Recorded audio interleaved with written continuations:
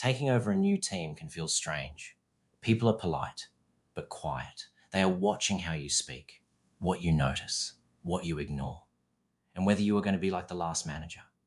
Before you try to change anything, understand this. They are not judging your first speech.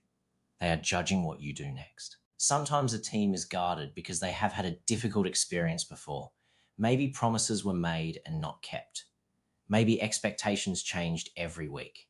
Maybe people felt blamed, ignored, or left out of decisions. You did not create that history, but you are walking into the result of it. I have seen teams become very careful around a new leader. They answer questions with one-word replies. They avoid raising problems. They wait to see if the new manager is genuinely listening or just collecting information before telling everyone what to do. That silence is not always resistance. Sometimes it is self-protection. When you notice that distance, it is tempting to come in with big energy, a big team meeting, a long speech about culture, a list of changes you want to make. But trust is not won by a speech. And people who have heard plenty of speeches before may simply wait to see whether anything is different this time. Your first week should involve more listening than talking. Ask people, what is working well here? What makes the shift harder than it needs to be? What do you wish the previous leader had understood? You do not have to agree with every answer, but you do need to make space for honest answers. When people tell you what is wrong, do not respond by promising to fix everything. That can feel good in the moment, but if you cannot follow through, it damages trust even further. Try this instead.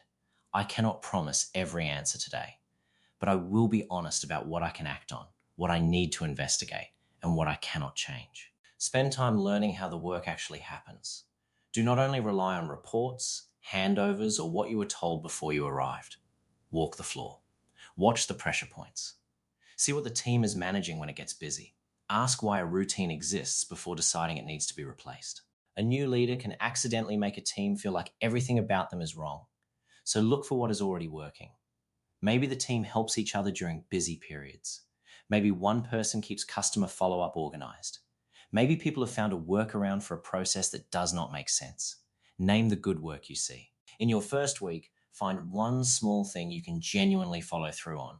It might be clarifying a confusing handover, getting an answer to a question that has been ignored, fixing a simple communication gap, or making sure the team has the information they need before a busy shift. Small promises kept are more powerful than big promises forgotten. Listening does not mean having no standards.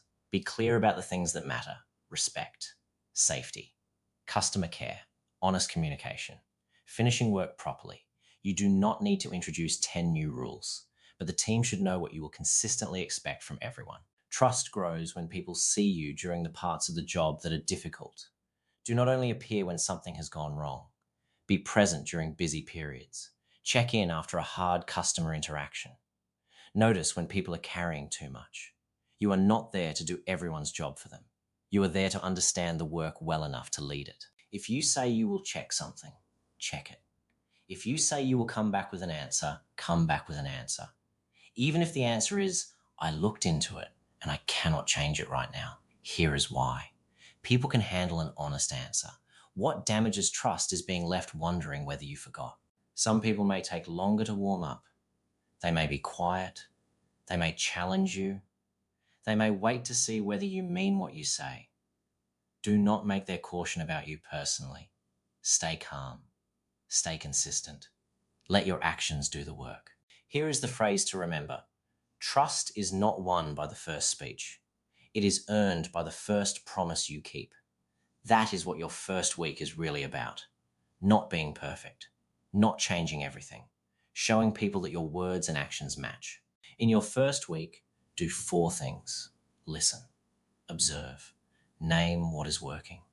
And keep one small promise. That is enough to start creating a different experience for a team that may have learned not to expect much from leaders. You do not need to repair the past in 1 week. You just need to give people a reason to believe this leadership experience may be different. Be present, be honest, be fair, and follow through on the things you say you will do. If you are about to take over a new team, download the free New Leader First Shift Conversation Planner through the link below. It will help you prepare the first conversations that build clarity and trust from day one. And when you are ready, the first 90 Days Leadership Toolkit gives you the full structure for leading with confidence in those early months.